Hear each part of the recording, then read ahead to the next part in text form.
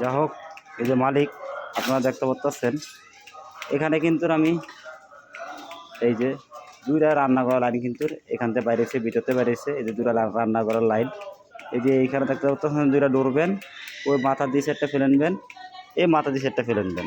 তো তার মানে 5 গ্যাস হইলো আপনার প্রায় 8 ফিট, ব্যান গ্যাস হলো 4টা। তাহলে এখানে কিন্তু মোটামুটি ভালো টাকা অপচয় হয়েছে। আমি মালিকের বলছিলাম ঠিক এই যে এই জায়গাটার ভিতরে দুইটা ব্যান যে জায়গা, ওই জায়গাতে একটা চৌবাচ্চা দেওয়ানোর গা।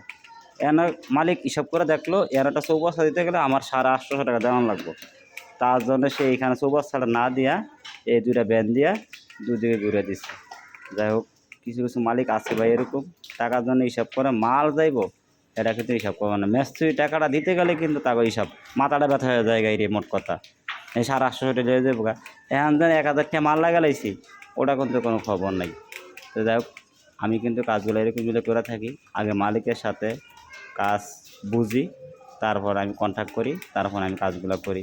তো আশা করি সবাই আমার কথাটা বুঝতে পারছেন। সবাই ভালো থাকবেন। আসসালামু আলাইকুম।